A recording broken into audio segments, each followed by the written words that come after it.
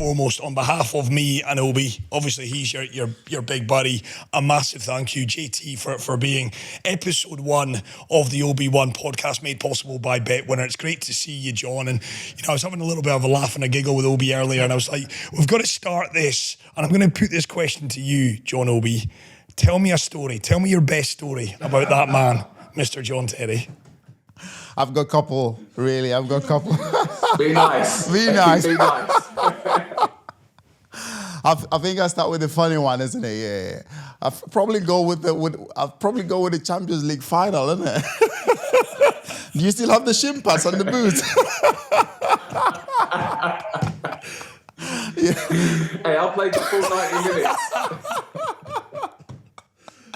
You know, I think after the finals, we were all running around and everyone was so excited, everyone was so happy. And then we all looking around and we saw JT come on the pitch. And the captain was on the pitch and he's got full-on kit.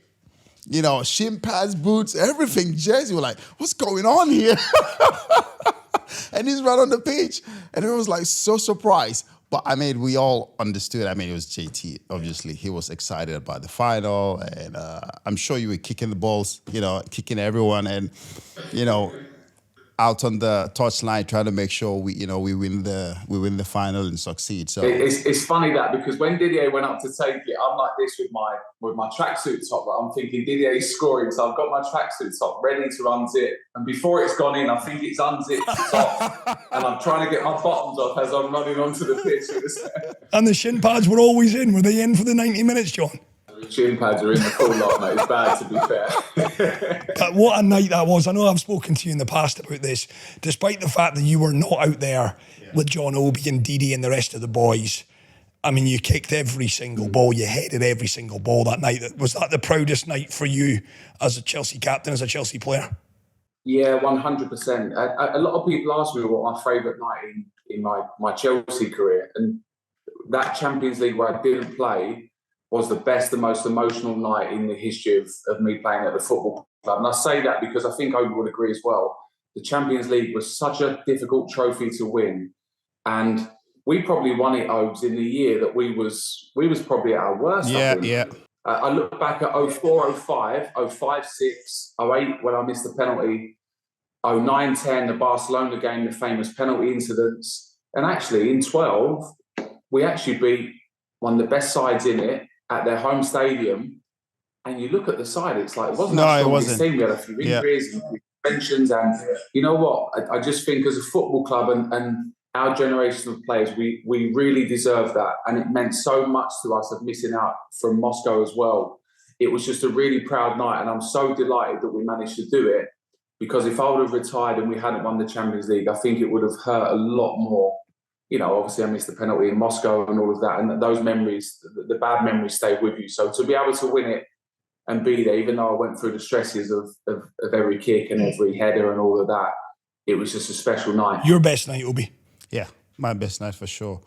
I think before the game, we obviously we knew players like JT, Frank Lampard, DJ Drogba, they were coming towards the end of the career. So we had to win that game. We had to win the Champions League final, probably for them and for us as well. But it was a great night. The atmosphere, the game, when the game started, it was a bit tense, a very cagey game. And then they started playing well, and then we had to defend. But that's where the game went all throughout the game. We defended, we counter-attacked, we created a bit of chances.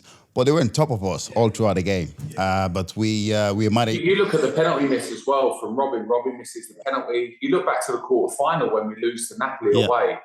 It's like after that you're thinking there's no way back. And I was injured before the return leg, and on that game, like me, Didier, Lamps, and Branner scored. And I think, credit to you as well. I think that was one of your best games. Yeah, it was. It was. And I think as well, like big players step up in big moments. We had a youngish side like Ryan was playing, and Obi. When you sit there and you watch those games as well. Like I played with Obi just in front of me. He done a lot of my dirty work in front of me. Obi move left. Obi move right. Obi do this, do that.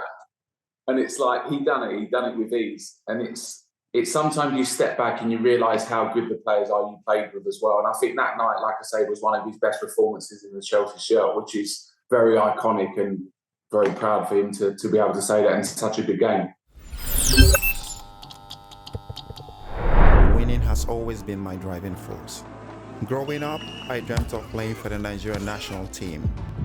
My passion led me there. The support and unity of players and Nigerian fans led us to the final. Together, we won the African Cup of Nations. A moment that will forever be carved in my heart. Join the winning team with BetWinner.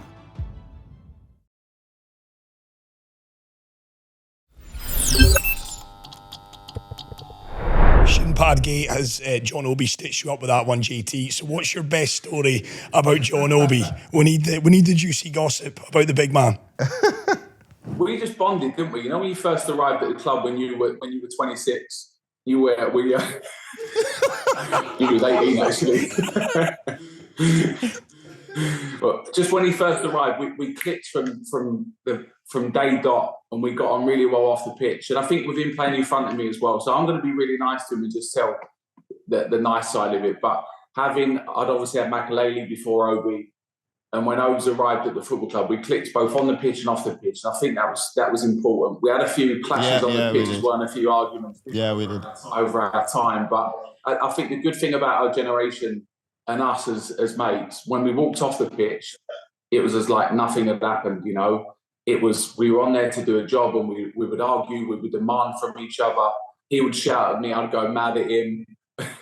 And it's just those memories that it's after the event and after such a long career, you appreciate the friendships that you've still got today. Do you take that, JT? It's interesting listening to you there saying that, you know, John wasn't scared to kind of step up to you, stand up to you. As a captain, did you respect that? No, I told him to shut the fuck up. No, honestly, I think it's a little bit, you earn your stripes as you go. So when Obi first arrived, Obi was very quiet, kept himself to himself. And then actually you find your place in the team and you earn your stripes a little bit. You actually show the players around you that you can compete at the level we've been competing at, winning Premier Leagues and a lot of trophies. And I think once you get to that level, you're there. So, and he was a player that done it as well.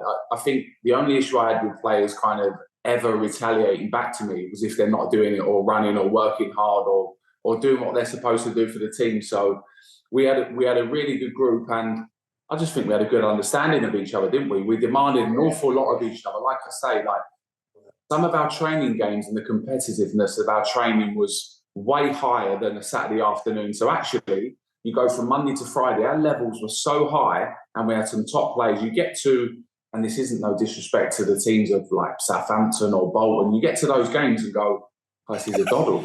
This is easy, because our levels have been so high during the week. And we trained at such an intensity that it felt like we'd go into those games and it'll be like 2-3-0 first half, it was done. We were talking about going out after and organising our nights out at half time and stuff. Yeah. It was weird. Yeah, no, that was what it was. I think the training sessions were really, really high level. I remember doing whatever it was, 7 aside, 6 aside. If you lose a game, you come in the dressing room, even in the treatment room, and you're so upset. Everybody could tell you're so upset. You're throwing your boots around, you're throwing your milkshake around, your protein shake around. You don't want to speak to anybody. But that's how competitiveness we were then. And everybody could understand, okay, JT's upset now because he's lost a 7-a-side game. And then when we go into the game on a Saturday afternoon, that's what he demands from us. We have to perform. We have to be there. You've spoken to me at length, John Obi, about the fact that you had to earn the respect of JT, the DDAs, the Franks. Yeah. You felt it took you quite a long time to really be welcomed in to the inner circle, didn't you? No, he did. Obviously, like JT just said, it took him a while to earn that respect, to give me that a little bit of respect, because obviously when you come into Chelsea back, you just don't get respect straight away. You have to show that you belong here. You have to show that you want to play for the club. You're not just here for the money. You have to show that you love the club and you want to perform. And who else do you want to show that? Who else do you want to demonstrate that to? Except, he's the guy. So we all have to show him that we want to be here. We love the club like he does. He's Mr. Chelsea. So until he gives you that respect, you don't get it from anybody else. And it took me a few years until I started performing the way I should perform at the club. Until then, he didn't give me that. But then, credit to him, we became best pals. And like you said, there was a lot of screaming on the pitch. Obviously, when you play in front of JT, he's going to push you here and there. You have to do your job, which is something sometimes I'm like, what are you telling me for? And he's like, no, go there, Obi, go there, Obi.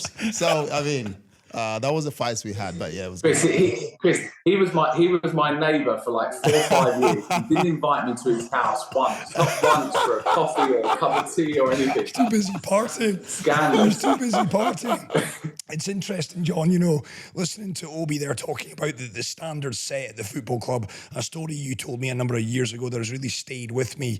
You told a wonderful anecdote about making a cup of tea when you were a young boy, and the boys were saying, listen, JT, you don't want to get stuck making the cup of teas as a YTS player, and you said, no, I do, because Chelsea Football Club needs to be standards right down to making the best cups of tea we possibly can make. I wonder, JT, who, in your opinion, really is the figurehead for the standards that Chelsea set around that? And you can say yourself here, Jose came in. I know you have great respect for Dennis Wise. Who, in your opinion, really is the kind of the figurehead for setting the standards that Chelsea had for the best part of 2 decades? Well, I think me being captain, I would say I'm part of that process for sure. I think the good thing we had when Jose was there was that at that period of time, and you don't see it a lot in managers nowadays, he was in charge of the football club from top to bottom.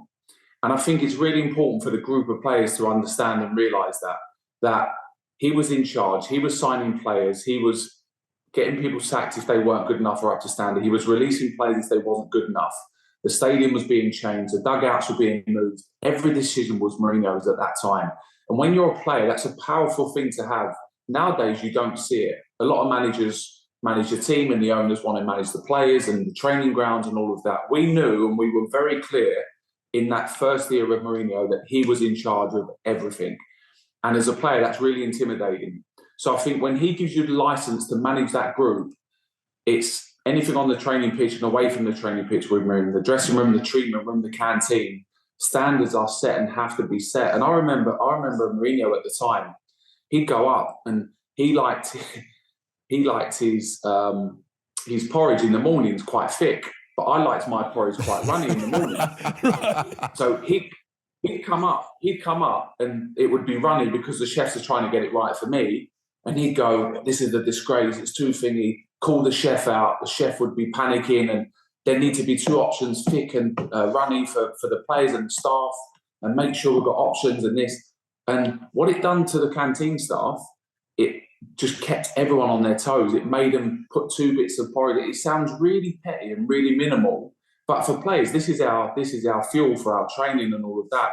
He wanted the players and the staff to have the best of everything, and we did under him. And we were very lucky with that. So, of course, I take credit with a little bit of that, because we see a lot of players over that period of time that have gone on to be, world stars, Kevin De Bruyne, Mo Salah, who at that time couldn't come into the level that we were at the time and train at our level, perform at our level, and ended up going away to get the experience they needed to then get to the levels they've obviously gone to. And those levels were so high. But again, Mourinho was very much in charge of that. So when I was there, it was Dennis Wise who showed me the way. I'd like to think that when Obi and when the new guys signed, it was like, this is what we do. When we lose, or if we lose or we draw a game, it's not acceptable to come in and be laughing around the training ground Monday and Tuesday after a Saturday's bad performance. It's like we feel the pain of that, and the medical staff have to feel the pain of what we're feeling as well. And that ripples through the whole place. If actually, when you win, the place is the best place to be from Monday to Friday. But if not, it's a fucking horrible place to be, because everyone's got the ump, but then it just pushes you as players, as staff, to push a little bit more. And we had a great relationship with all of our staff. We looked after them both on the pitch and off the pitch. But when things were wrong, they got told it was wrong and wasn't good enough, like we got told from our house. I think that's something. Do you think that's something that's wrong now? You see them after day of the game, after the game, and they go on the training ground, and you see they take a video and pictures, and they post it on the on the Instagram, and you see the players laughing and joking on the pitch. That never happened when we were there.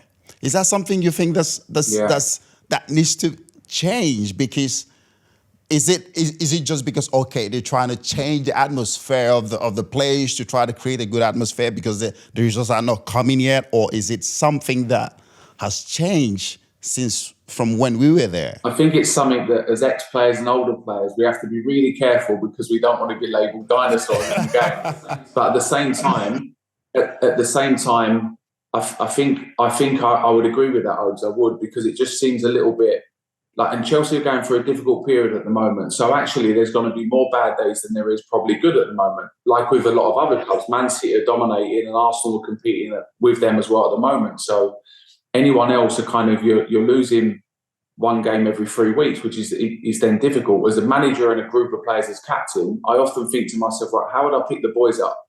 We would probably do it differently. We'd probably have a night out, or we'd do a team bonding session or something. But actually, it's difficult. We don't want to sound like dinosaurs, but there's an acceptance. And I think there's an acceptance within the building of all football clubs, and I see their socials and their individual Instagrams and stuff like that.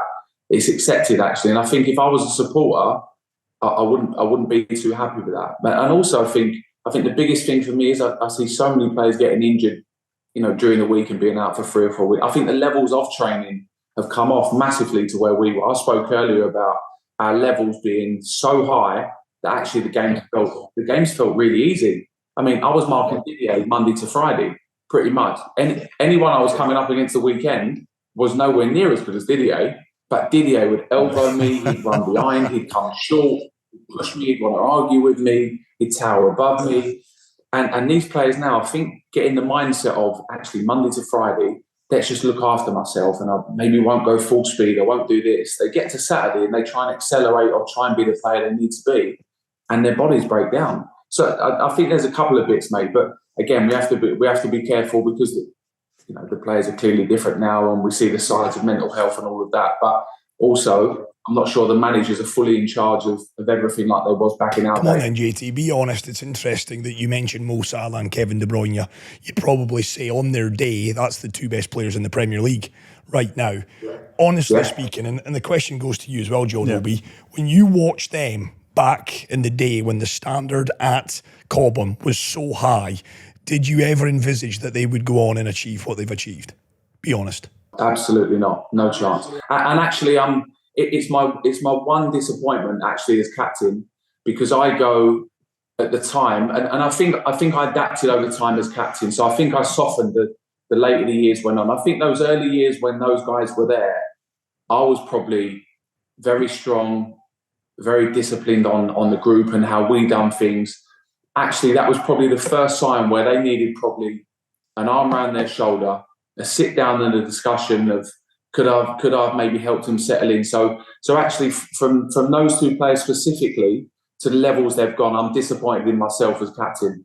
And I think that's a regret that I have and I'll never be able to replace again. I'm delighted that they've gone on to be what they've been.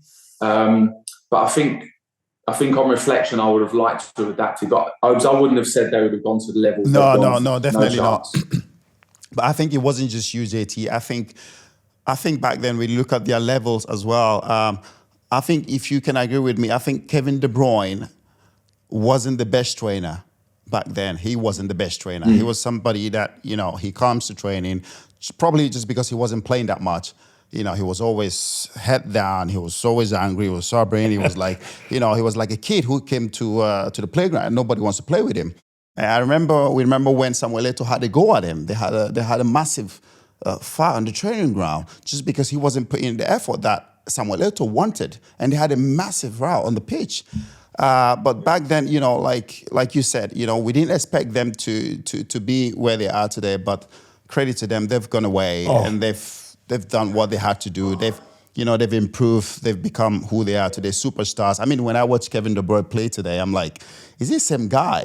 But incredible, absolutely incredible. And I think as well, obviously I went in the coaching at Aston Villa and see a different side of how to deal with players and that I did as captain and everything. And I think as they were both wingers, both wide men, I think as a wide player, like I was a defender, you were just in front of me. I think as us, we are very robust. Defenders are very robust, holding midfielders. You do your job, you give it to the better players and you kind of sweep up and you do that. I think as wingers, you go from being in the team for 5 weeks running, you're scoring, all of a sudden you don't score, your confidence goes. I mean, look at Joe Cole in a similar position. One week he's there, the next week he's there, the next week he's getting after 20 minutes from Mourinho. And I think wingers and strikers are definitely like this as individuals throughout the season. They probably need that little bit of care, that little bit of comfort and a little bit of reassurance as well. Whereas I think, like I said, I used to scream and shout at Obi constantly on the training pitch and in games.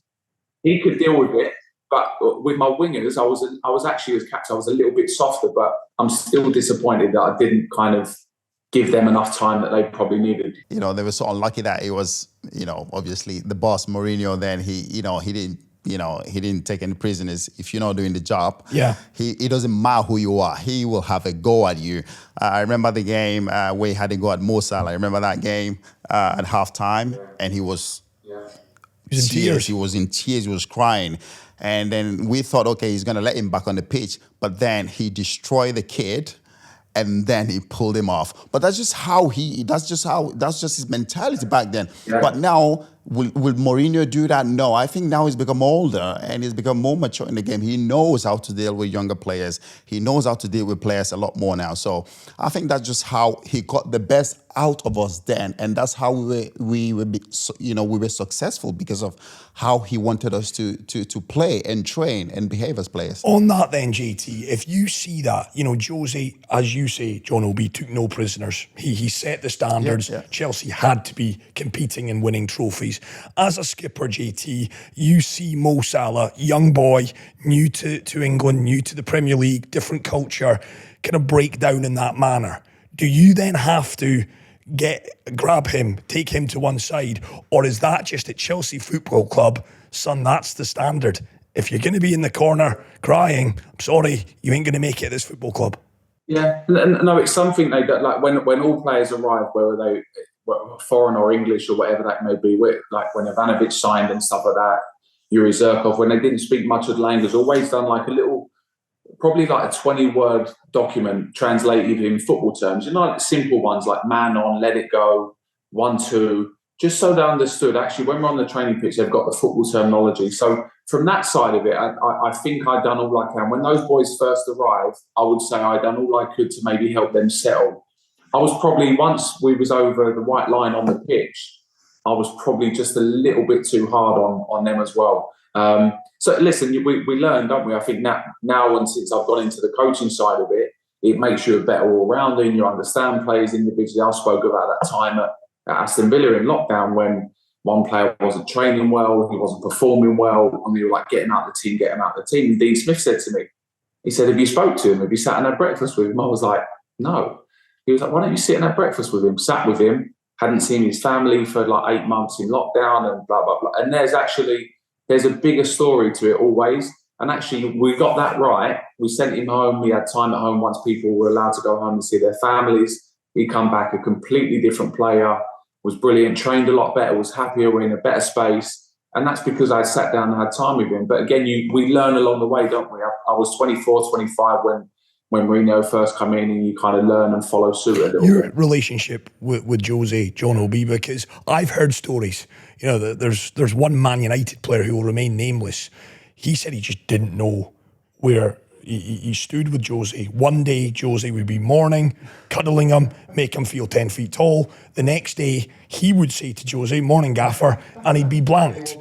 And he was like, again, JT's already touched on it. Yeah. Players today are a bit different. What was he like? What was your relationship with the... Well, I mean, you know, Josie, how he was. I mean, with Mourinho, as long as we're winning... he's fine. He's he fine. Loves you. Yeah, as long as we're winning, he's fine. As long as you're playing well, you're his best friend. Everything is going well. As long as everything is going well, you guys are good. But once we lose a game or we lose an important game, you remember he used to stay upstairs in his office for like a couple of days, doesn't come down to the training ground, doesn't say a word to anybody. You greet him in the morning, he just walks past you. He doesn't even come to the restaurant in the morning. So you don't see him for like a couple of days until we go back up there on the pitch and win a game. But it just shows that the competitive, the standard that he always wanted us to be at. He always wanted us to be our best, perform well in training, come on a pitch during game times and perform well and win the game. Sometimes it becomes a bit too much. And that's why sometimes, there's a bit riff here and there, but, we always find a way to deal with it and manage it, really. I have to say, he was and still is the best manager I've ever worked with for me. And he pushed me to levels. I'm not sure I get to the levels I get to without him, if I'm honest. And he knew exactly what buttons to press with me. And very much like other players have spoken about, one day you don't know what you're going to get. He'll ignore you. And, other days you get an arm around the shoulder, you get a text message when you're at home, say hello to Tony and the kids to me, missing you guys, see you in the morning, all of that. But just some of the stories, it was that he just pressed my buttons every single day. He just drained every last little drop out of me.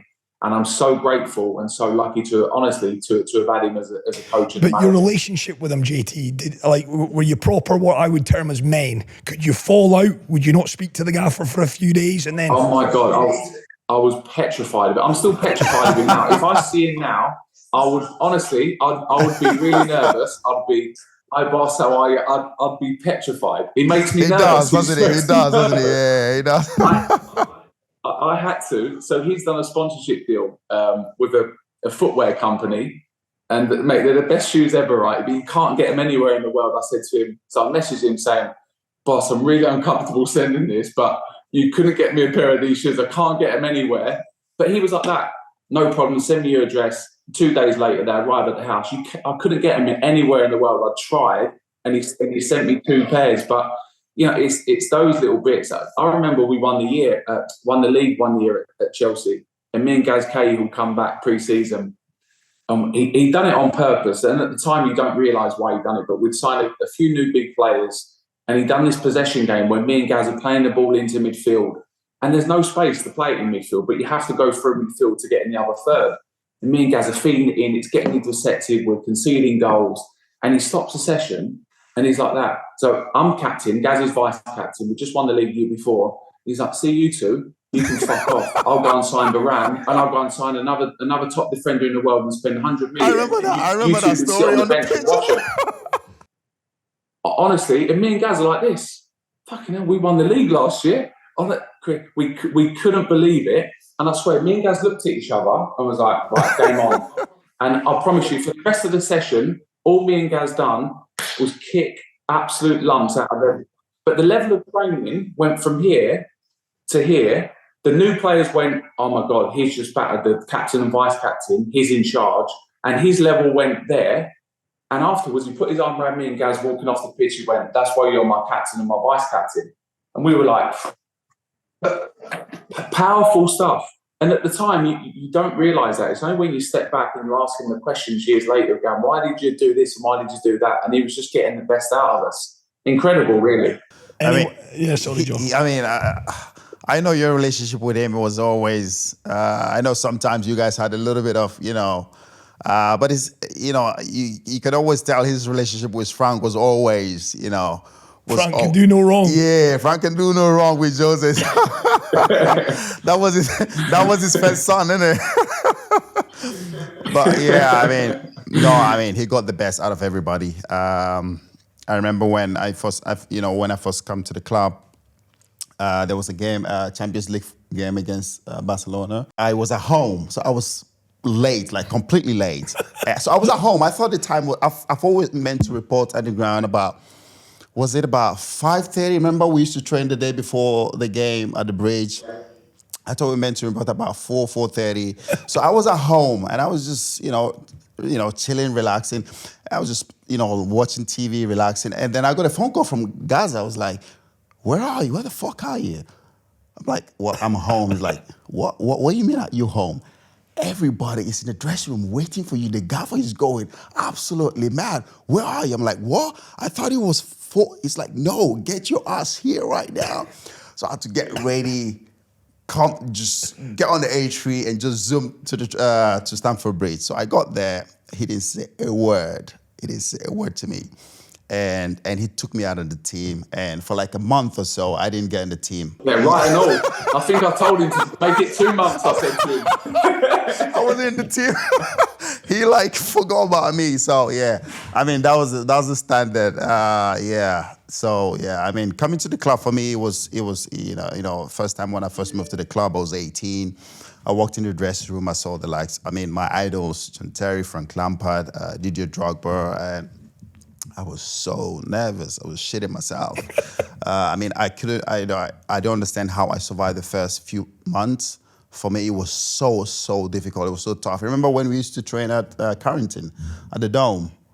Yeah, it was absolutely nightmare there. It was cold, it was freezing. I just moved from Africa to London, and seeing these guys, I couldn't deal with it. Didier was good as well. Let's not forget how good Didier was. So obviously, Didier was the African king. He still was the African king. And I think we had such a powerful group at the time. So Peter Cech, myself and Frank, the spine of the team, and Didier.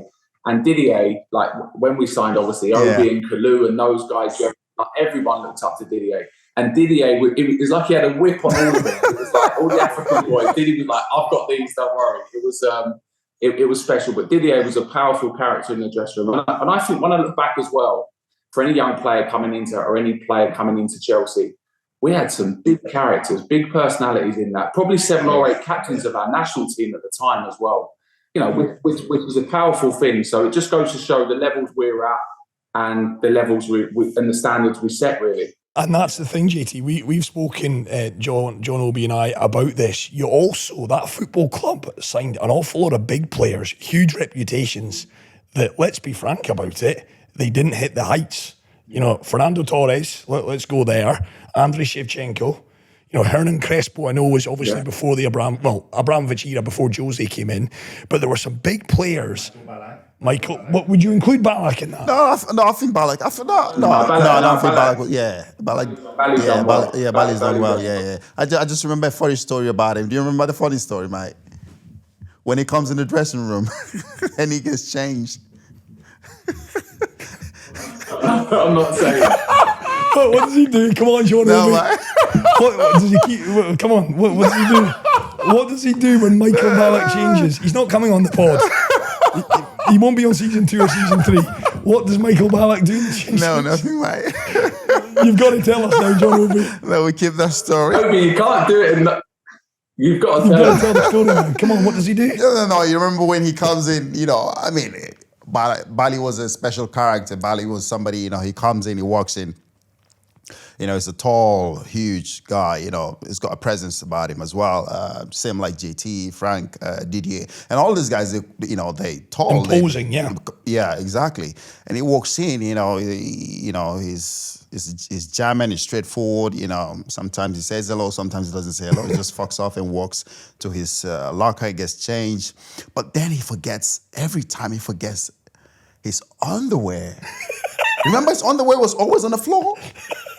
Just by his locker, he leaves it on the floor there. So he puts his clothes, puts his pants, and closes his locker, and it's on the pants on the floor. He just leaves it there, walks off. So every time he comes in, Michael Ballack's underwear is on the floor. Just pick it up and put it in the locker. Yeah, I mean, this was every single time. He was doing it all the time. I can't believe he didn't see it.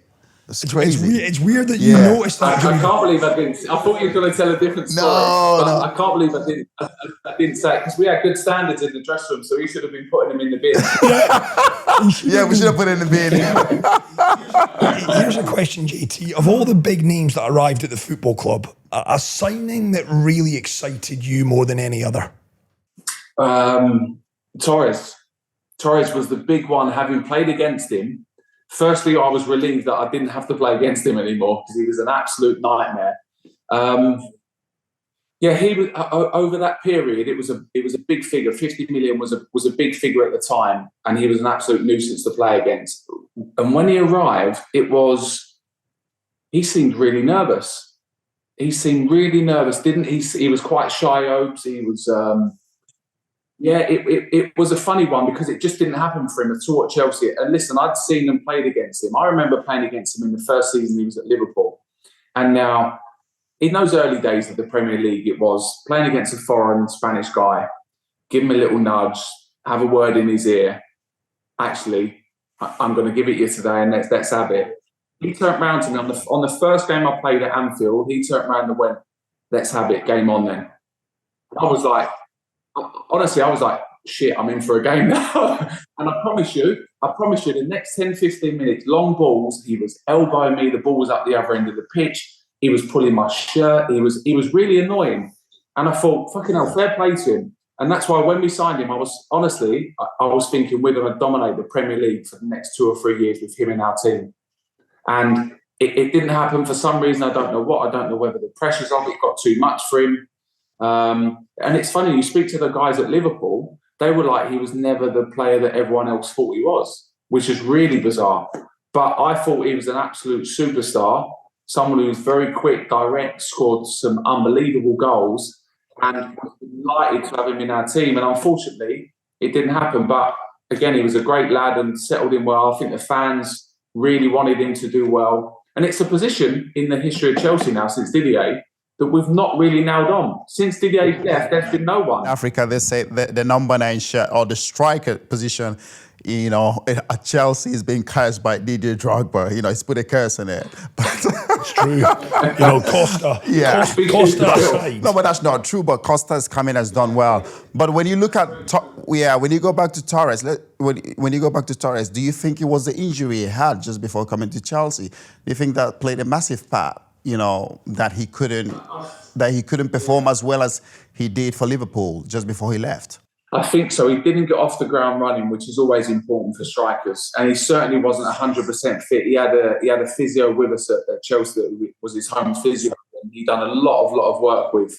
So it was difficult for him to kind of get going. And I think in that first 6 months, it didn't happen. After that, it was kind of very tough. The confidence already shot and it was difficult for him.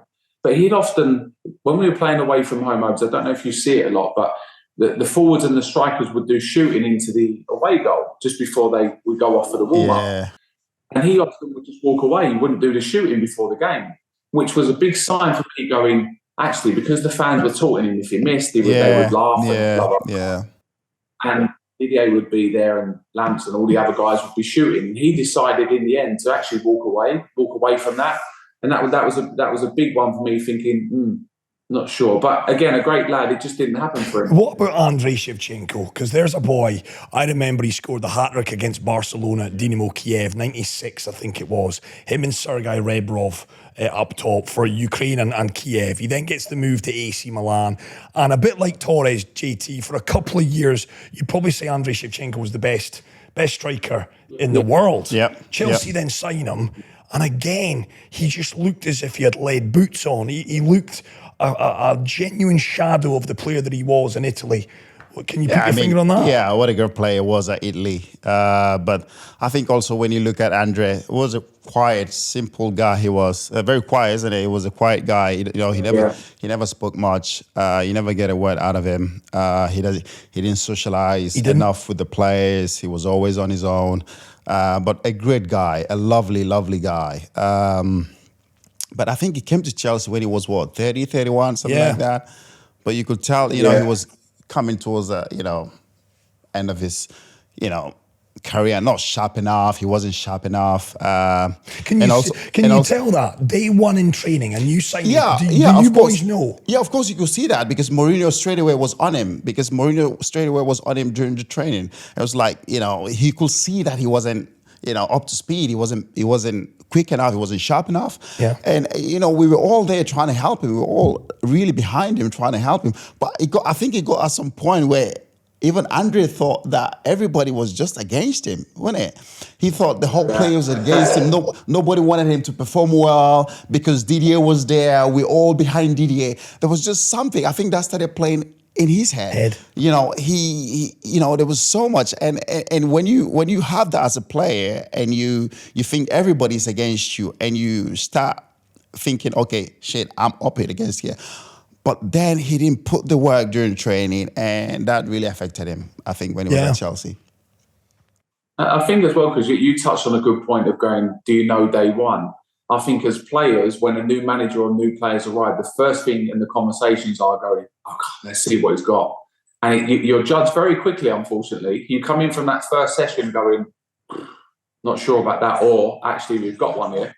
You know, players are very judgmental, and you get a very short window to impress. And also, you're coming in Didier's shadow, which is also very difficult as well. So again, Shev was a really, really nice guy. Like Obi said, didn't socialise, didn't get involved too much away from that, which is sometimes, I think, as a player, when it's not going well. And Fernando wasn't a big drinker or socialiser or whatever that may be.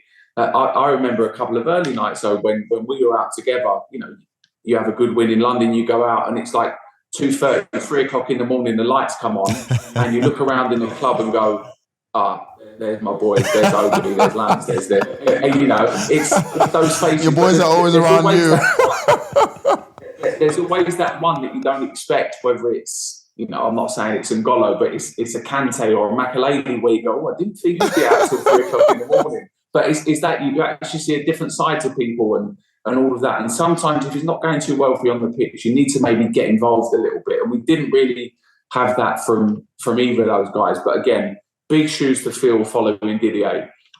And also, I think with the fans as well, you go from being a top player at Milan, the fans sing your name. When you arrive, the fans are very much the same as the players. You give us the performances, we'll sing your name. I've got to get, I know, well, John Obi's gone viral over the last few days. I think he's off Eden Hazard's Christmas card list after calling him the laziest player. But you've also said he was the best player that you played with. I mean, he was special. Retirement at the age of 32. And, you know, I've got to be honest, I'm guilty of maybe not giving Eden enough credit. I always felt that his numbers didn't quite take him to the level of, you know, your Cristianos and your Lionels. And of course, no one gets close to those fellas. I actually went away and did a bit of research. I think he had 6 successive seasons, double figures in goals, double figures in assists. So I probably owe an apology because I've gone on my radio show and said, Eden Hazard, not sure. In your opinion, JT, is he one of the best player you played with? Oh, 100%. I think the most gifted and talented players are Zola and him for sure. I still say the best player in the history of Chelsea is Lamps for what he achieved and longevity of it. But I think in pure talent, Hazard has to be the main guy. And when you're playing in the team with him and you look around going, who's going to produce a little something here? And there's not many players throughout my career at Chelsea you have that. And we was a top side. Ronaldo's and the Messi's can go and do it. Hazard could go and do it. If he wanted to go and score, he could go and score. And I think when you play with him, it probably becomes a little bit frustrating because you're going, you can do that for 60 minutes. Just give us 60 minutes today. But it'll give you glimpses of that throughout the game. And in training, like Obi said, he's non-existent. He didn't want to know. And didn't want to do tactical work. I remember one session with Jose, I think I've said it before, because we were playing West Ham and we're kind of talking tactics and we're talking about West Ham. And Hazard's going, why are we doing stuff about West Ham? Who plays for West Ham? Like I couldn't name one player. Just give me the ball and I'll go and score 2 goals and we'll win the game. And that was his mentality. He didn't know any players from the West Ham side. Couldn't care less about the tactics they played or how they played. It was like, well, just give me the ball. I'm better than them, and I'll go and score a couple of goals. And you know what? It was quite refreshing because we would be there like an hour before the game in the dressing room. We'd be getting changed, and you'd be in your kit and your boots, ready to go out. You're excited. Eden would be like this on his phone, FaceTiming his kids, literally 5 minutes before you go out to warm up. In his tracksuit, trainers, not even changed. You'd be going, Eden, we're out in 5 minutes. Eden, 2 minutes, we're out. And then he'll start kind of getting changed, and he'll be like FaceTiming his kids before going out to warm up. And it's like, but it was that was the type of player he was. But he was an absolute superstar. Top player. It just shows you what a talent he was. Yeah, I've said it. I mean, he was a guy who comes to training. He never tied his laces, his boots. He never tied them. He just walks around on the training pitch, his hands under his trash. Hands down his pants. He just, that's how he walks around all throughout the training. But then he comes on a Saturday afternoon and then he just produces magic. But then what do you say to that? What do you have nothing to say. And then he comes in with a, man of the match award and, everybody's happy, he's happy, and then he goes home. But yeah, what a talent he was. For me, I still say he's the best player. He's, like you said, pure talent. He must be up there, When you're a group of players and you've got someone like Hazard in your team that's not going to, Ronaldo and Messi may be similar, and they're not going to do much tracking back, they're not going to do much defensive work, you actually realise as a group of players are going, we need to, as a 10 players, we need to work a little bit harder because we're not getting much from him. But when we give him the ball, he's going to give us so much more. And we need to all put a little bit more of a shift into to enable our best player to go and perform. And that's an acceptance. So we spoke earlier about the demands of certain people. When you get to the level of Hazard, Messi and Ronaldo, and I'm putting him in that bracket, is maybe not there because of longevity, but talent, I think he's definitely up there. You get an acceptance from the group of going, you're special. We'll allow you not to train well because we know on a Saturday you're going to turn up and perform. He was that good. It's interesting. You use the word special to describe Eden Hazard. And I say this as a football fan, and I mean this sincerely.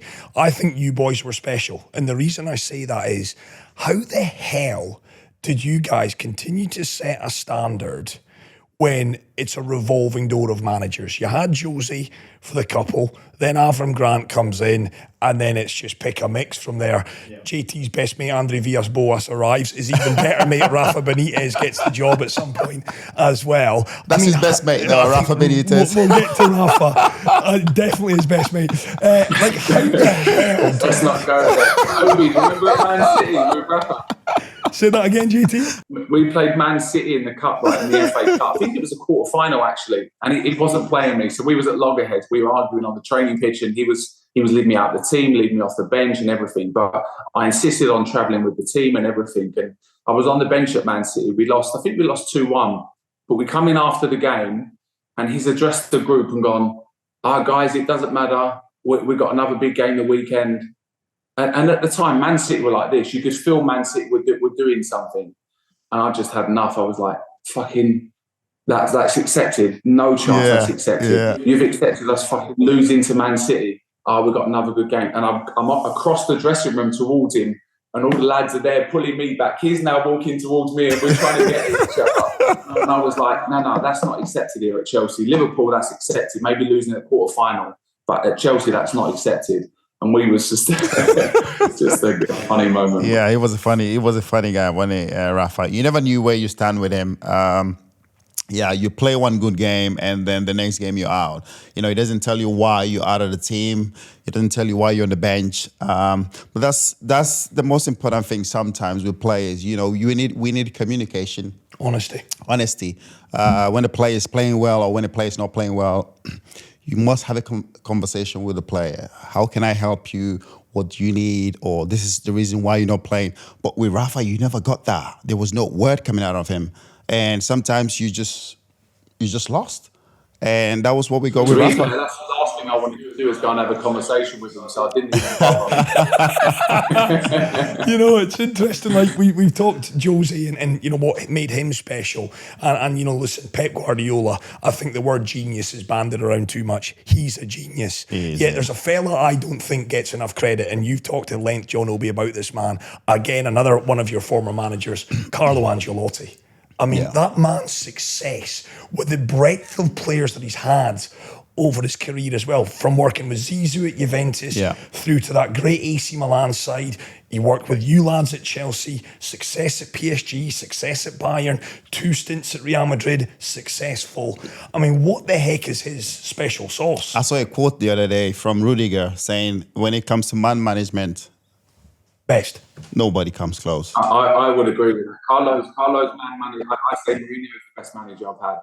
Carlo is a very close second. And from a management point of view, he was exceptional. the best I've seen in the game. And I think when you see his longevity and him still performing and managing at the top level, and the players of today as well, it just goes to show how right he gets it. And I remember his first day at Chelsea, actually. So he'd arrived from Italy. We sat with Ray Wilkins. It was me, Lambs, Didier and Pete. We sat with him and Carlo. And Carlo was like, listen, I just want to talk about the schedule for pre-season and this, as the season progresses. In Italy, we train twice a day and sometimes at 5, 6 o'clock in the afternoon. And now lads are like, I know we don't train it. And he went, no, this is why I'm asking. This is why I'm here. If you don't do that and you're not happy with that, we won't do it. No problem. But I need an hour and 10 minutes on the pitch. We need to get our work in. And what do you do after games? Are you off on Sundays? What's family life like in England? Oh, yeah, play Saturday, off Sunday with the families. Okay, there will be occasions we're in on Sundays. Tell everyone to bring the kids in. Give the wives a break.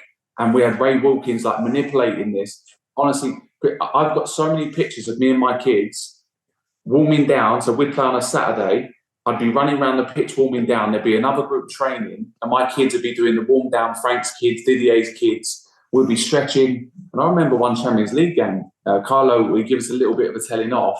And my kids are both sitting on the ball like this. And Carlo's getting mad at a couple of us. My kids there like that looking up. It's the most amazing picture. But he was absolutely first class. Yeah, no, Really no. And good, Yeah. put on good sessions. No, yeah. What a top guy he was. I think Let's not forget what a great coach he was either, by the way. Exceptional coach. exceptional coach, exactly. Sessions were really, really good. We used to play, when we like 11 aside a lot, we used to play like, big pitch games, 7 aside. Really good. Like Obi said, we used to do a lot of full pitch stuff with Carlo, so 11v11, which is probably every player's worst nightmare, isn't it, during the week? Yeah. And Carlo would be like, we're doing this for 10, 15 minutes max.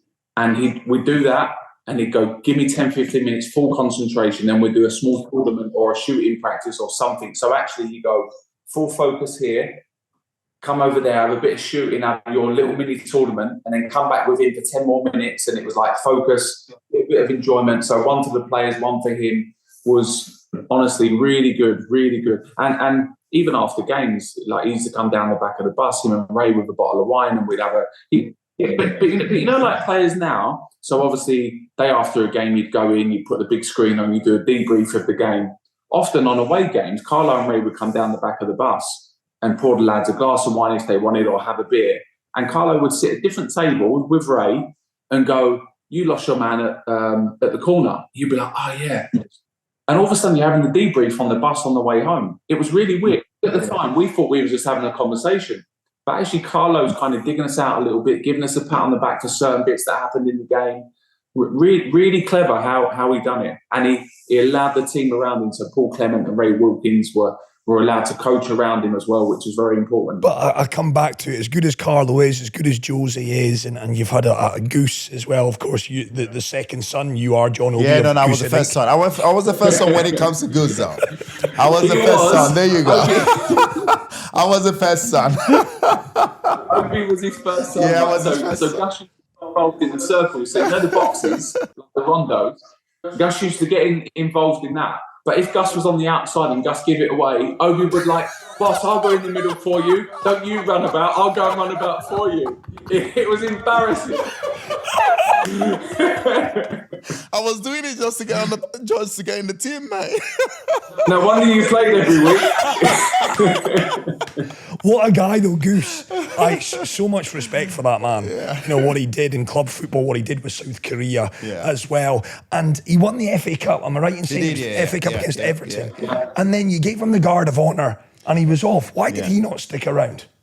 Well, I don't understand the relationship he had with Roman. I think, I don't know the conversation they both had, but I think it just seems that every time we're not doing well, we've lost our way, Gus was the guy who comes in and settles the ship and make sure everybody is back to, we're back to some sort of, normality and everything is calm. And then we start performing a little bit better. And then we end the season a little bit higher than we should have And then come the end of the season, we get a new manager. But I don't understand why he never stayed. But every time he came in, there was, he was always like a father figure to The good us. feeling about the place. Yeah, there's always a good feeling about the place. You know, he knows everybody. After training, he comes in, you know, in the treatment room, talking to the physios, the doctors, the players, a bit of banter with the physios. You know, you could feel it. You know, there was a good feeling around the place, and we all enjoyed it. You know, it was something that we all enjoyed. I mean, often when managers get sacked or relieved of their duty, you're going through a difficult time as a football club. So when someone like Gus walks in the building, it's a feel-good factor again. It's just perfect for the players. He made things very simple. He didn't overcomplicate. He didn't want to spend loads of time on tactics and the stuff. It was just good fun, good levels. Don't be late. The real basics of football. Don't be late for training. Don't be late for the bus. Don't be late for this. Yeah. If you're late or you perform badly or you train badly, I'm going to tell you straight to your face. It was very black and white with Gus. It was good. It's taken us about 45 minutes for someone to mention this fella. You know, I talked earlier about the important individuals for Chelsea Football Club, the kind of current standards, or at least the old standards that were set. Roman Abramovich, your boy's relationship with that fella. Because, I mean, he was parachuted into that football club. The story's well told. He thought he was buying Spurs. He said, I'm not buying that club, I'll buy this club. And the rest history. Did you have much data? Well, I think slightly more. I think he was, of our generation, I think he was the best owner in the last 20 years in football. And I think what he'd done for not only Chelsea, I think what he'd done for the Premier League, because your team, Man United, were running away with it. and they were dominating for a very long time. And he come in and he upset the apple cart a little bit. He actually made teams believe and made us believe that we could go and compete with Man United. And he gave us every single opportunity to be able to do that. So I think not only Chelsea fans, but I think football fans in the Premier League era, he deserves an awful lot of credit. He was incredible as a man. Like Obi said, really shy, but would give us players everything or every opportunity to be at our very best. He wanted to make sure that training ground facilities, stadium facilities, the Chelsea pitch, the spa, the food, everything was at a level that it needed to be at.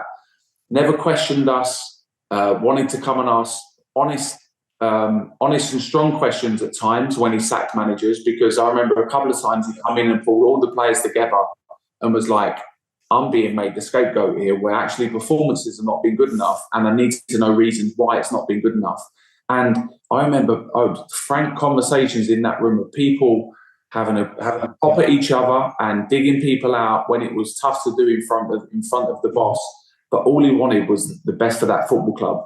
And he was exceptional. And it's actually really sad what's happened to him, because, okay, it happens in football, people move on, but he was such a big character within the building, and he was the main man in charge as well. Yeah, you said, JT, to me previously, his knowledge was off the charts. That was a man that was hooked into Football Manager, I think. Yeah, I remember, and again, very, very kind of him. He gave me his boat for one summer, and he invited me over to his for dinner one night. And it was midnight in the south of France, and on the TV there was a game in Brazil, and he was like, "Watch this kid, he's unbelievable." This kid was 17. I'd never even heard of the team he was playing for. He said, we're watching him at the moment, and we're watching this game. I'm like thinking, who on earth is this team? But who on earth is that player? He knew every single game he wanted to know, all the players across the world. He wanted to try and help the team, help the managers that were there, and would just know everything, wanted to know everything. And I think when we was at our best, he was in control of all of it for me. Yeah. I mean, no, he was. Obviously, you remember when his helicopter comes in the training ground, we know what's happening. Yeah, someone's going. You're just hoping it's not you. Someone's getting sold or someone's been sacked.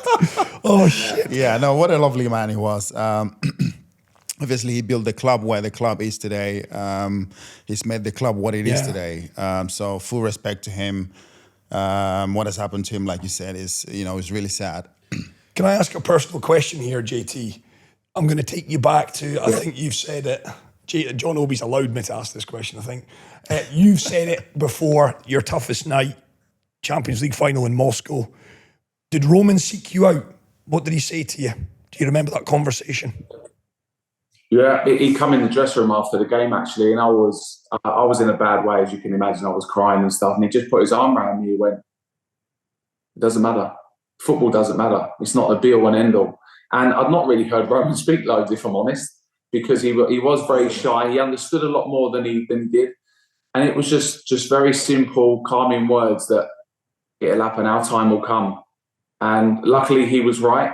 It was disappointing. We were in Moscow, we were in his town, we had a lot of support over there as well. I felt, and I still feel today, I felt I let him down that night, missing the final penalty, and also letting your teammates down as well, because after that season as well, we had players leave the football club. That was their one chance to be able to win it, and I had the opportunity as a penalty. But I think we touched on it earlier about people being, the mental health side of things. I was in a bad way for a couple of years without even realising it. So I've obviously managed to get over it. Winning it has certainly helped for sure, and put it to bed 100%. If I didn't have that, I'm not sure how I'd be. I'm genuinely not sure how I would be. But that night, I remember being in a difficult place that evening, because you feel like you let your teammates down. There's nothing worse. And it's interesting because I had a fantastic career, and I'm very lucky and very proud of what I've won. But it's that one and the trophies that you didn't win that kind of hurt you more than you remember these ones in the background. I spoke to a Chelsea fan the other day, and it's obviously top secret that you were going to be on this podcast. And I explained, I said, listen, we're getting JT on because I loved having you when we caught up a number of years ago. And he actually said, please ask JT this question. I said, right, come on then. I'll jot it down. I'm doing my research. He said, ask JT, was he always destined to take that fifth penalty? Was that JT the captain? Was that JT the man? His thought process of taking penalty number 5. And I think what he was getting at, not to put words into this bloke's mouth, but I think he was getting, was that JT's ego that put him fifth? Was that just, he'd been practicing penalties all week and he thought to himself, listen, I'm going to take the fifth penalty. John, what was the thinking? Explain that for us if you can. Yeah. It's actually a really good question. It's something that I've been asked quite a bit, actually, but never actually spoke about on any TV show or anything or podcast. But the process is that we knew going into that competition the order of penalties. So naturally, you come up to big finals or knockout competitions where there is a potential to go to penalties. You go through the process of who's taking what and where. Like Didier in Munich was always taking the fifth. Didier in Moscow, he wasn't there. Always taking the fifth penalty. Of course. And because Didier gets sent off when he slaps Tevez or whatever he done, that needs to be replaced. I was number 6. I was 6. Kalou was 7. So that gets shifted down that way. Naturally, I was confident enough to go, yeah, that's fine. And it's interesting because back then, you used to have to give the ref a note of the order, which can't be changed either. So even if you're thinking that you don't want it, you can't change the order of that because the ref's kind of got it. And when it's the fifth penalty, the ref looks at me and naturally I'll just going to take it regardless of whether it's to win or whether it was to go on to the sixth penalty. But that's a really, really interesting question. But listen, I would have loved Didier to take it. I would much rather prefer that. And striding towards that ball, if I take you back there, and I know you've said, an emotional, still to this day, I think you get emotional about it, and still I think it probably haunts the dreams at times. Walking to get that ball, I still remember you adjust the captain's armband, you want to look neat, you want to look proper, you want to your point, you want to represent Chelsea the right way in taking this, hopefully for you, the winning penalty. Did you feel confident striding up to it, JT? Did you think to yourself, I've got this? Because every single, forgive me if I'm wrong, John Obi, every single Chelsea penalty went to Edwin van der Sar's left. You all stuck them in there. So were you striding up there, knowing where you were going and confident you'd put the ball in the back of the net? Yeah. Well, obviously there's a process of that. So 2 weeks out to the Champions League final, you do the penalty. I hadn't missed the penalty in the build-up for 2 weeks. And that's an awful lot of penalties. So I was confident I'd taken penalties for England before 2004, 2006, whatever that may be. I've taken penalties on the big stage, so it was never a problem. Ideally, I would always allow someone else because I think defenders should be further back, unless you're a David Luiz and those type of players that have got a lot of flair. But going into it, when I put the ball down, I know. So I used to take penalties for England and reverse it that way, across the goal. And I know, and I've seen the videos, but I know that Rio's behind me, Wayne Rooney's behind me, Gaz Neville, that they've all seen me take penalties in the similar process in tournaments in Portugal, I only went that way. I went no other way because you want to perfect it and you want to keep going across the goal. So now I'm going Van der Sar, as I'm kind of putting the ball down, he's gone that way for every penalty. So two things, it's open and he's going to expect me to go that way. So actually open the body and place it in. And I look back and go, God, would I have rather have missed it the way I was or done what I done? I think I would have preferred to have done what I'd done, if I'm honest. Because you actually understand the situation. There's a thought process behind it and you get a feel for the situation. Now, I think it was the last 10 minutes of the extra time, it started pouring down. I used to wear the biggest studs anyway, so that's no excuse. But I just slipped on the penalty. I don't know whether it's because we had extra time, my legs were tired, I had a bit. I don't know. I really don't know. But we were not supposed to win the Champions League that night, and unfortunately, that falls on me, and I have to live with that. I'm so happy we won it in 2-12 because it's made me go, I can breathe, because I think not having that and letting those Chelsea fans down and Roman would have really hurt. That's why, and left me unfulfilled. That's why you can forgive him for the shin pads in 2012. You can forgive him for the shin pad for 2012. not wrong. And actually, in 2-12, I'm standing there and I'm actually thinking, I'm actually glad I'm not playing here, because I would have been absolutely petrified. Now, it didn't go further than the fifth penalty, but if I was there standing on the pitch of number 6 or number 7 or number 8, I would have been petrified. I was praying. And since that day, I took one penalty against Fulham in the Carling Cup that I just wasn't confident going to tap, but I didn't go near a penalty after that. I think we knew that was our last opportunity as well. We knew that was as a group, that was our last big opportunity to win the Champions League. Can I pry a little bit? Obviously, JT's inconsolable. How's Nicholas and Elka? Well, I mean, he's forgotten. Everyone's forgot about Nico missing. You've taken all the heat. What was Elka like? Oh, well, you mean as a person? Like in terms of, was he distraught? Like again, I've got my own. Yeah, Nico was a shy guy as well. Nico's a bit like Shevchenko. Nico is somebody who doesn't speak much at all. He didn't speak much at all. With Nico, you never knew what he was thinking. He doesn't talk to a lot of people. He was just always by himself. So even when he lost the penalty and we come in the dressing room, you don't know what he's thinking, because he's always like that anyway. So he was just sitting there looking at everybody and thinking, what's going on here? Chris, an interesting one for you. I think if you asked a football fan that wasn't from that era who missed the deciding penalty for Chelsea, they would say me. Yeah. Which isn't the case. I missed the fifth penalty and Nico missed the deciding one. But I think at the time I was, with the press certainly, like even in 2-12 with my, full kit and all of that, I took the full heat of that. And as captain and stuff, I took a lot of heat off Nico, a lot of heat off, Ivanovic at the time. Ivanovic was sitting on the crossbar. No one's ever, Oh yeah, he was sent off, wasn't he? He's around Ivanovic in their full kit and loads of other players, but that's part of it, isn't it? Yeah, I guess you're right in that regard, in terms of it had to fall on you. And it's interesting, John, I've spoken to a lot of people who know you very well, and they all speak so highly of you. And I can only, speak likewise in terms of the times that we've met. I've always got on really well with you. You're a real straight shooter. And that's why he's my neighbour. Well, he's your best buddy as well. you earned his respect quickly. In terms of the public at large, JT, do you think they know you? Have you given them the real John Terry? No, definitely not. Definitely not. Why is that? I think I go back to that as well.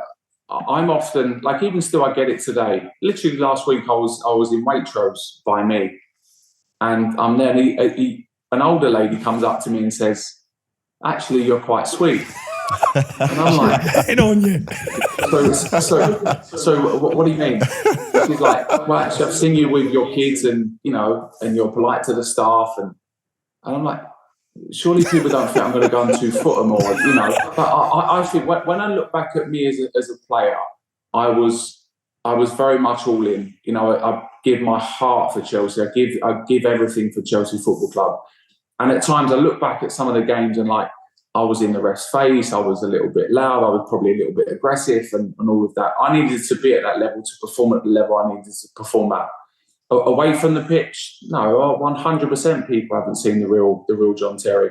And unfortunately, in today's world, people have a perception and they paint that picture themselves, doesn't they? I think on all stories, whether that's football, personal, whatever that may be, there's always 2 or 3 sides. There's my side, someone else's side, and there's also somewhere in the middle, I often say. And it's interesting because now we're seeing these documentaries of players like Bex's documentary, which is fantastic. You get great insight into him and his life and the family and all of that. And I've been asked, in the last 2 weeks, I've probably been asked 4 or 5 times from different companies to do it. Now, half of me wants to do it, and then half of me is actually really scared to put myself out there as well.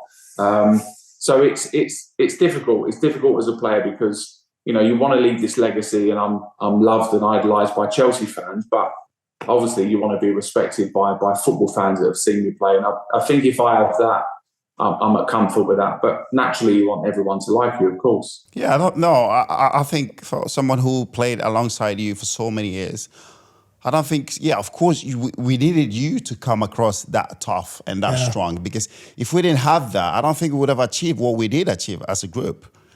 Because that's something that spurred us on. You know, we needed you to be there as a leader, to push us, you know, to grab us by the throat, you know, in the dressing room. We had those fights as teammates. You know, we losing in the first half. We go back into the dressing room and we come out in the second half. And, you know, we're a different team. Yeah. It's because of the fights we had inside the dressing room, the arguments we had between each other. You know, he will walk up to you and say, you need to wake the fuck up. You need to get up. You know, what are you doing? You need to play better. You need to run. You need to fight for the club. And we all took it well. Because we know it was coming from the good place. Because he wants us we want to win. And that's the respect we have with each other. You know, there's few, you know, and the good thing the one thing I know about JT is that, he wasn't scared about anybody. You know, if Didier wasn't performing, you know, he will go up to Didier and say, Mike, we need more from you. This is a big game. We need you to wake up. We need more from you. And Didier will say, oh, yeah, okay, fine. Didier goes back on the pitch the second half and performs better. And then we win the game. But if he wasn't tough enough, you know, we wouldn't have achieved all these things. So, I mean, I wouldn't change anything from the way you came out and perform, you know, week in, week out, mate. With that, were you comfortable then being the fall guy? You know, you've said it there. People forget Nicholas Anelka missed the decisive penalty, John. Were you aware that in your role as skipper of Chelsea, protecting these boys, John Obi et al., were you comfortable in that? Was that something that shined with your personality? Did you know you had to take it?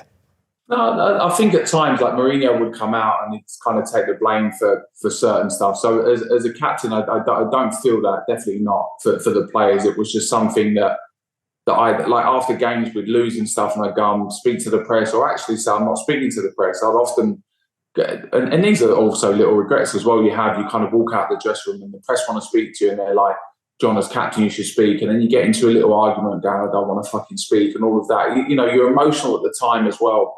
And I was probably a little bit abrupt at times as well, but I didn't always want to speak. I didn't always feel it was my voice. But at the same time, it was like when we were doing well as well, I'd often go out there as captain and I'd pull the younger ones and go, but you go and speak. You go and, you know, it's a comfortable win. This is important for you to go and speak. We've just had a big game, we've won, you played well.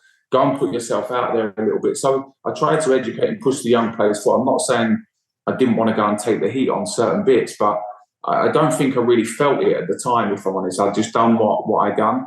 And listen, with a few things both on the pitch and off the pitch, certainly haven't helped myself for sure. You know, I've made mistakes along the way, but you learn and grow as an individual, don't you? It's only kind of when you haven't got that. So performing in front of 45,000 people at Chelsea or 80,000 at Wembley was my release and my way of going a big 2 fingers up to everyone that's doubting me, that's questioning me as an individual or player.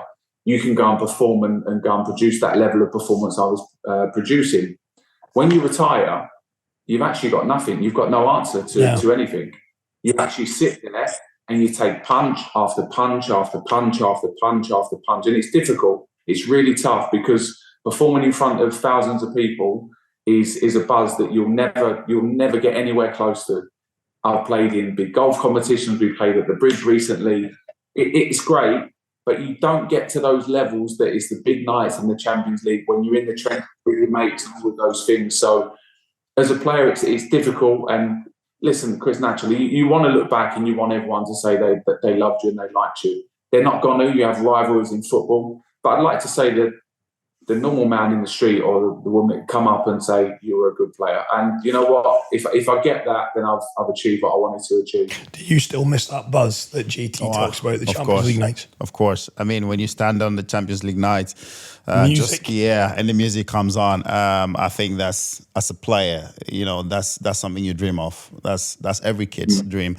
And those cameras go past you. That's it, mate. I think it just raises the emotions, and then you get into that motion of, okay, this is a Champions League game. This is not a Premier League. This is a Champions League game. You have to perform. You have to bring out your A game, and that's something we did at the Bridge really, really well. And a Wednesday night in London after a win is as good enough as a Saturday. Saturday night, JT knows. I mean, we win a game, a He big was. game. He was. I used to say to him, you can go out, but you need to be back at the latest 2:00. There we go. No, those nights were great. I mean, I don't know what it is now, but I remember those nights, when we win a game and a Saturday night, we fly back, even if it's Manchester we played at or Liverpool, we take the flight back home to London, and then everybody's out. And then you see the players from, Arsenal, Manchester United, Liverpool. Everybody's in London then. And we all meet, the Mayfair area, and everybody's just buzzing. It was good, Chris. We were that good under that first word Mourinho at that time. We used to, on home games, we used to take our clothes for the night out after. We knew we were going to win. And it was, Mourinho would go out, have a good night. We'd have Sundays off. And again, you kind of build a friendship and a bond, don't you, on a Saturday night out with friends having a drink and stuff. And then naturally, if you're playing Champions League Tuesday or Wednesday, you wouldn't do it. You'd always try and do it at the right time when you could, because it's important as well to get away from that release of it. But big nights as well, like often after Champions League nights as well on a Wednesday night, people used to moan about players going out, but we often went out and didn't even drink. We just went out because if we went home, like the buzz of playing in front of 45,000 people at Stamford Bridge at 8:00 at night, you're buzzing, you've had all the sugars because you've eaten and the food you need to get high. It's like you go home, you're not sleeping. You can't sleep at home, yeah. So actually, our excuse was might as well go out anyway. So. And you've said, John Obi, that you'd go out and you'd see the Arsenal players and the Spurs players. Yeah. You'd have your tables, they'd have theirs. Yeah, exactly. You wouldn't mix. No, we wouldn't mix sometimes because obviously, we don't know them. No, we do know them, but the good thing back then is that the rivalry was so much that we couldn't mix with them. Yeah. Because an Arsenal player for me was was an enemy. It was an enemy, somebody I didn't want to speak to. You see him on the pitch, you want to kill him, you want to make sure we win, or they want to win, we want to win. So the rivalry was that bad that we couldn't say hi to each other. So now when you see the guys on the pitch, even now they even do it on the tunnel, they're hugging each other, they kissing each other before the game or just after the first half. We never did that, did we? I mean, the rivalry was so bad that we was in LA one year. I think it was Jose's first or second year. I can't remember which year it was, but we was in LA and we've had a really good week in training, and we're like, the boys, we need a night out. So the older players have kind of got together and we've gone, right, we're going to sneak out. Like midnight, we're going to go out in LA. So we've gone out to this club. We've got in the club, we've got in there, and all the young ones are there already like that. And we're going, you didn't tell us you were coming out. And they were like, you didn't tell us. But everyone's ended up in the club at the same point, and we've all had the same idea and sneaked out and ended up being a really good night. But it's quite funny, actually. And as captain then, JT, you're just like, you know what? The boys need to let their hairs down. I'll chalk this up to we're working hard on the training field. We need to, work hard, play hard. Yeah. Well, I think it's little bits like that. So we trained the following afternoon, actually, and just going, right, we all go home together. So there's no one going individual, but at the same time, we've all got to take responsibility and make sure people get up in the morning. So breakfast was at 10 o'clock. So going, right, Obi, you get Salah up. I'll get Lamps and Didier and those boys up. Just making sure that no one was late. Because if you turn up late, people start asking questions. You get there making sure everyone looks okay and all of that. So you look after your friends and your teammates, don't you, at the time? Yeah. I love it. Oh, there's a couple of times. You must have missed training a couple of times, John Obi. Oh, I don't think I've missed training, but of course, a couple of times I've been late for training. But I mean, those were those days. I mean, I remember, if we finish a game and we go on a Saturday night, I remember a few times, players come in the dressing room just straight from a nightclub. They come straight from a nightclub to the training ground, and they're coming so early because training starts at 10. So they come in at probably 8:30 or 9, and they're just sitting there and they're waiting for the training to start. I think it's that's definitely the younger ones, like the older ones are. No, it's definitely the younger ones. I don't want to name names, but yeah. Sometimes you come in and you're like, mate, you stink of booze. Yeah. Stink. And we've won the day before. You're doing a recovery for 10 minutes on the pitch, you're having a swim, but you're like, stay away from the gaffer, stay away from the staff, don't speak to anyone because I can smell it on you. You're like giving the players chewing gums on the way out, and like any staff member comes here, you're like getting over the younger ones to the back and going, get over there. Look, I know a player who every time he's been out, and the next day in training, they put on a wet jacket and he's sweating out. And who is that player? Is that JT? No, definitely not me. Definitely not. It's a midfielder.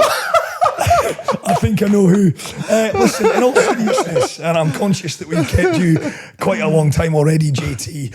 Whenever I speak to you, and I get asked this quite a bit, why the heck is John Terry not moved into management? With all that you achieved, with the way that you see the game, I know you're a student of the game as well. Obviously, you worked under Dean Smith at Aston Villa, and I actually said this to John earlier today, and I'll say it to you, and I'll be very honest with you.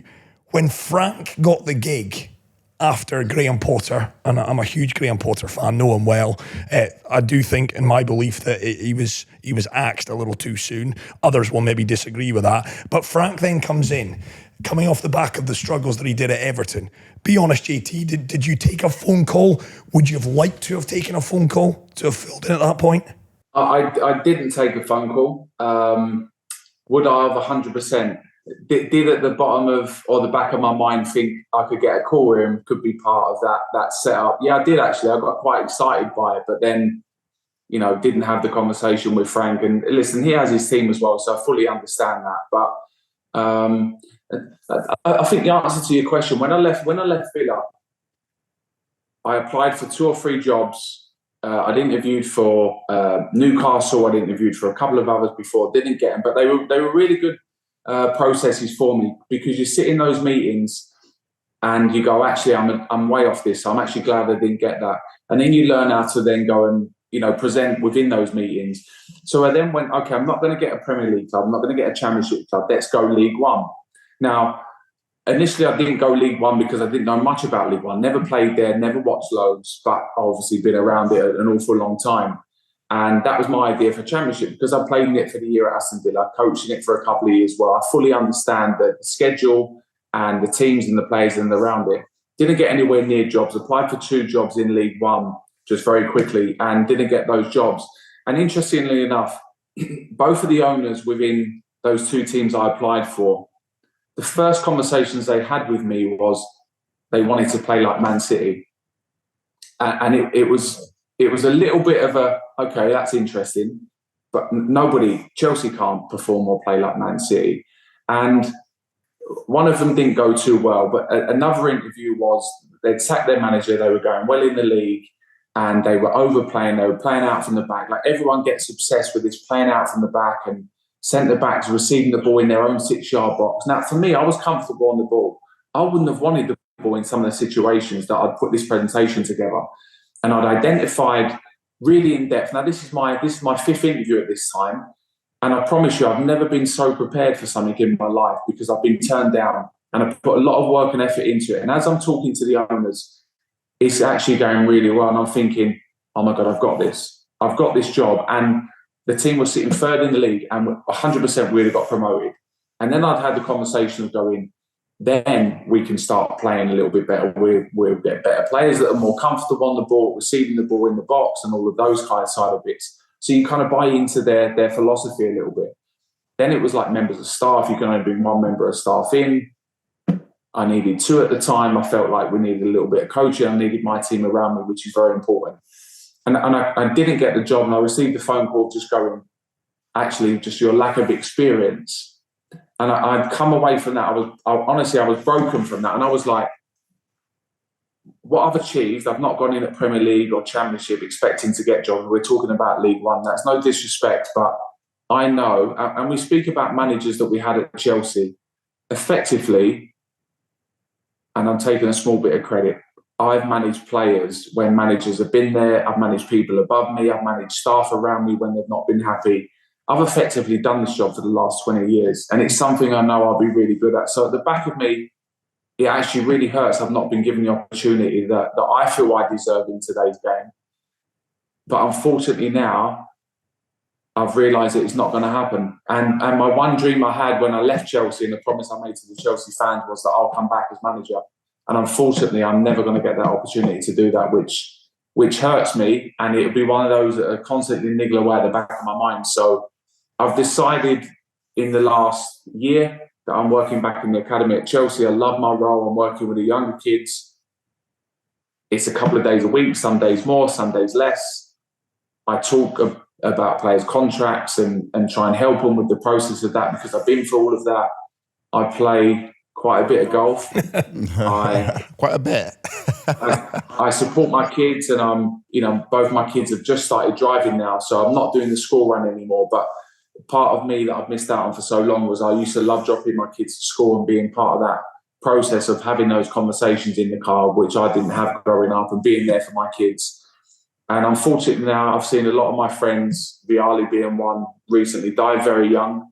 I've had to. I'm not saying I've chose this route. I would love to have gone into management, but I've been forced to go. Actually, I'm just going to enjoy myself and my time and manage my time a little bit more. So it hurts me a little bit. Unfortunately for me, for managing, I've not done any coaching for over a year now. And I think the longer that goes, the harder it's going to get. So unfortunately, I'm not going to be involved in management moving forward. You'd make a great manager. Yeah, definitely. I thought, I definitely think you'll make a great manager, really. Because obviously we all, like you said, sometimes when managers haven't really managed the players during when we were playing, you were the guy who, even when we had some problems, we came to you with our problems. Even on the pitch, outside the pitch, we spoke to you and said, oh, this is something that, that's bothering me. How can you help me with it? And you've always listened. You always listened to us. And I thought you did that brilliantly. You took care of us, especially younger players. You were always there for us. So yeah, I definitely thought you would have been, a great manager, because, we all never thought Frank would have been a manager, because he was a quiet guy. He was a quiet one who always sits there, and he never spoke much. But obviously you were the guy, you were the leader, pushing us in the dressing room, outside on the pitch. So with that attitude, we all thought, okay, JT definitely will become, a great manager. But yeah, I mean, like you say, you have different reasons now why you don't want to do that, and you've touched on your kids as well. I think you're the same. Yeah, it's interesting, because listen. Firstly, thanks for the words. I think it's interesting. It's not my decision, unfortunately. I think other people have made that decision. The feedback I've had after all of my presentations and interviews are actually going, "You're actually really soft-spoken and completely different to what we expected." Now, again, because I don't know what people expect of me, or expect me to go into that room and have a full-blown argument in the presentation or in my interview process. But that certainly tends to be a common theme of coming away from stuff going, actually, I really enjoyed talking to you and enjoyed talking football and really enjoyed the insight, but you've just not got no experience in management, which I get. But how is a young manager ever going to get that experience without giving an opportunity?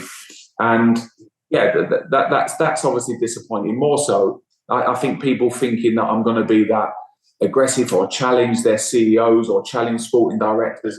I often say and think that when you're a manager, you need everybody on side.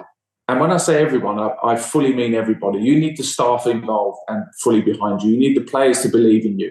You need the sporting director finding the best players. You need the owner giving you the capacity to go and find and give you the best players. There's no point you working or thinking differently, because you'll just have different ideas and different processes, and it's not going to happen for you. The easier they make my job as manager, the better I do. The better I do, the better they do. Absolutely. The better we do, the more supporters we get in the stadium and all of that. And I just often feel that there's a perception of me that I'm unfortunately not going to be able to change. Well, when you look at the new owners at the football club, you know, I go to Graham. Graham was seen as 5-year deal, seen as a new era of Chelsea Football Club. We're going to, you know, back a manager for the long haul. We want him to overhaul the playing style. Anyone that's watched Brighton will know, obviously, Roberto De Zerbi's getting a lot of praise. There's no doubt in my mind. He's built from a foundation that was left by Graham Potter. You know, when you, everything that you've said there, John, as a Chelsea fan, first and foremost, that you've got to have everyone inside. When you look back on that and his tenure, then into Frank's little interim spell, into Maurizio, has that maybe been the problem, that maybe not everyone has been singing from the same hymn sheet? No, maybe not. And I'm away from it. I really am. People often ask me of what's going on in the first team building. I'm away from it, Chris, completely. Obi, you know, I'm in the academy building. Since Potter's come in, he's been excellent with me. Since my retirement, he's the only manager that's come and put his arm around me and said, JT, you come over here when you want. And it's the only time since I've retired that I've felt comfortable going across to the first team building and pitching, which will sound really bizarre to anyone, but when you retire, you definitely feel distant from that. And if you're not welcomed by managers in that process, and Frank's a different exception. When Frank was there, obviously I was, you know, get the message, come in when you want and all of that. So Frank's different. He was temporary in that time, that second time round for sure. So I'm not including Frank in that, obviously, but it becomes difficult because you don't really know what goes on. It seems like we're going through a huge transition at the moment. Things are clearly not right. It's going to take an awful lot of time, an awful lot of patience from the supporters. I absolutely love Poch. Just even the fact that what he's done with me, and I've seen him being over there and seeing him around the players. He's very hard. He trains very hard. He's very honest with the players. When they need a pat on the back, he gives them a pat on the back. When they need a kick up the backside, he gives them a kick up the backside. But the feeling and the buzz is back in the building. Since I've been backing around it, I don't have much dealings with the new owners at all, if any. They've made that very clear that they'll keep that separate from myself and ex-players and the sporting directors of all the guys that are involved there, and that's fine for me. Like I said, I'm enjoying my role.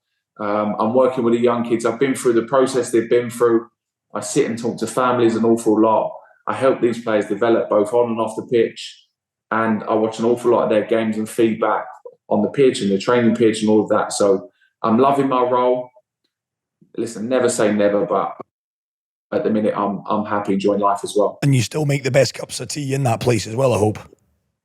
Yeah. Listen, you touched on that earlier. And when I was younger, it was that we used to have to make cups of tea for the older players and everything. And the older players used to say to me, if you get asked to make a cup of tea, make the worst cup of tea you can ever make because you won't get asked again. And, you know, me being me, I wanted to make the best cup of tea. Yeah. And it was a nightmare because everyone used to ask me to make a cup of tea. But it's loads of those bits. I used to do the kit and I used to clean the dressing rooms and stuff like that. I wanted to be the best at laying the kit out that anyone had ever done. And it got noticed by players. The small details get noticed. So you can be the cleaner in the building. We used to have, remember Eric Obi? Yeah, Eric, yeah. Brilliant guy, very sadly passed away now. Didn't he? Yeah. And he was a brilliant, you know, just a great character, but he'd done his job so well. There was a couple of times I had to say to him, mate, it's not good enough to stand. He'd come in the next day, being early. And he said to me, Jay, you know, before I retired, he said, JT, you made me a better kit man. And I'm like, this guy was so proud to be Chelsea kit man and our kit man. And I was part of that, what made him a little bit better because I showed him how to do things and stuff. And it's those little bits and anecdotes that kind of mean the world to you when you're in and around it. And he talks about standards. Heck of a darts player as well, John Obi. Heck of a that. Yeah, definitely. I remember when he's laughing. I remember we used to play. I think me, him, Makalele, Jeremy Njita, DJ Drogba. Yeah. So how about Jeremy's technique? The worst technique ever. Throw a javelin. Mate, he was like, he used to throw like spears, didn't he? Like spears, he used to throw it. It was terrible. It was, Chris, it was that bad. I used to speak to Mourinho, just get his wages diverted to mine. Exactly. There you go. So we used to come after training. We used to bet, and then guess who wins the bet? Of course he does. And then he used to come and bring the money on our faces and say, here you go. I'm gonna take it to Georgie and Sarah and say, Uncle Mikel, Uncle Didier, you guys buy new bikes and stuff. So I mean, he used to rub it on our faces, but yeah, that was that was the standards. Yeah, that was the standards. I love that. Yeah. The one question that everyone wants to know, and we had a bit of a laugh about this last week. Be honest now, JT. 100-meter sprint, you versus John Obi. Who wins the race between you two? He probably would actually. He probably would. Has he told you? No, I definitely said when it comes to that, I probably might just win because obviously we're both not the quickest. No. And obviously JT knows and one thing he mastered is his positioning, timing. You can talk about anything, you can talk about speed, you can talk about whatever, but at the end of the day, it comes down to the positioning, the timing. He mastered it 100%. If that ball is coming from the left, from the side, he is always there. He knows where the ball is going to bounce. He knows where to be at the right place at the right time. And, he mastered that. So for him, that's why the speed wasn't a problem because he knew exactly where to be. So right, JT, that wasn't a problem. If you're telling me John Obi beats you in a race, who the heck do you beat in a race in all your years at Chelsea? Billy the Masser. I beat him all the time. You know what, mate? I was actually probably over long distance, not many. I didn't beat many. But I tell you what, I get absolutely sorted from my kids on these FIFA cards and games and stuff like that, mate. I look at the pace, I'm sure I'm like a 45 or something. Going, hold up. Honestly, it's scandalous. I'll tell you why I'm so slow. You try carrying all these trophies on your back, mate. It slows you down. Very good. Right, I'm going to wrap up because I'm conscious we've kept you an hour and a half. Saudi Arabia, there's a lot of rumours about you and the kingdom. I mean, everyone's there. I think John Obi's got his CV in as well. I mean, what's the crack? Is Saudi in your plans in the short, medium to long term? I've been in negotiations with Saudi for over a couple of months now, actually. We're trying to get there. We're trying to agree something, again, where I'm either there a little bit more permanent or temporarily or consultant or ambassador, whatever that looks like. So we're discussing at the moment. I can't really kind of go into too much more detail, but we're in discussions and hopefully with the team I'm in talks with, the process, it will happen. It just might not happen overnight, that's all. But I'm excited by it. I think what they're doing is incredible over there. And actually, on a couple of my bits, the league are in control of it and they want to make sure things are in the right place and the contracts are correct. So fair play. It sounds like they're looking to get things right. I think they need to obviously get the level of players up, which they're trying to do. But looking at the money they're throwing at people and the ambitions of it, I think they will get there. I truly do. Crazy money. I think the big thing for them is to get a couple of younger players there. Yeah. I think that's a big move. If you get a couple of younger ones there, it's a big shift in the movement side of it. Whether younger players decide to go or not, whether it's right. What I will say to any younger player, when you finish at a football club, now Henderson's taken a bit of stick the other night at the England game, etc. When you finish, and I spent an awful long time at Chelsea, it's done. You don't get nothing from it. There's nothing there. You leave your legacy and that's it. So protect you and your family, and you do what's right for you and your family at that correct time. And that, if that means going to Saudi for 5 years at the age of 28, then so be it. You do it because it's a very short career, and you have to enjoy it while you can. It is, mate. How old are you, John? 36. You could still be playing. He doesn't believe me. He doesn't. How old is you? Oh, he's the same as me. He's 42. Yeah, no, he's not. We played in that Legends game the other night, and honestly, in front he could still play. I promise you now. I think we can still play. I think we could all still play. Come on, you won the man of the match. I mean, did you see the goal he scored? Right on the 26th minute. He was shutting down. Look at him, like around the 26th minute. 26th minute. Yeah, I mean, we can all still do it. If I played now, the defensive line would be on the 18-yard box and would not move from there. So I can't play, but genuinely, he can still play. And I've said this to him: you need to play for a couple more years because in a couple of years it'll be too late and you'll be old and fat like me. So I'm waiting for him. You're waiting for him. Watch this space. John Terry and Saudi and John Obi might just be linking up with his old buddy again. But JT, it's been nice to catch up with you. It really has. Obviously, working on the Obi One podcast with the big man himself. And yeah, you've still not told me an embarrassing story about him. Nah, he's not saying. I can't, man. I'll have to message it. I'll have to message you privately. Right, well, I'll hold you to that. JT, always a pleasure. And your trophy room, the medals, the caps, I mean, that looks like a pretty awesome little setup you've got there. It does, we're getting a little pan. Oh, wow, look at that. Jesus. Wow, that looks amazing, that. And the caps, is that from England? Every time you get called up? Yeah, so this one, like you can see there, I don't know if you can see, that was against Spain. Oh, wow, yeah, look at that. So every time you play, it's like an international game in 2004. You get obviously your name in it. It's really nice actually what you do when you play 100 times, which I didn't do. You get a golden cap, you get a silver one at 50, but just really special to keep. Actually, really iconic. Right, answer me this, JT. I'll get you one. Yeah. You ever have a cup of coffee in the morning with a bathrobe on, sticking that hat on and just sit and just... Mate, I often come in here full kit, shin pads, the lot. Brilliant. Right, John, it's been an absolute pleasure. You're a top man. Thank you so much for joining the Obi One podcast. My pleasure. Brilliant. Thanks, Georgie. Thanks, Georgie. Good luck with the podcast. Thanks for coming on, man. Cheers. Fantastic. Thanks, Georgie. Love you, mate. See you later. Cheers, JT. Bye, guys. Bye to the family. See you, mate. Bye. Top man. You too, mate. Top man. What a guy. JT, cheers, mate. Winning has always been my driving force. Growing up, I dreamt of playing for the Nigerian national team. My passion led me there. The support and unity of players and Nigerian fans led us to the final. Together, we won the African Cup of Nations. A moment that will forever be carved in my heart. Join the winning team with BetWinner.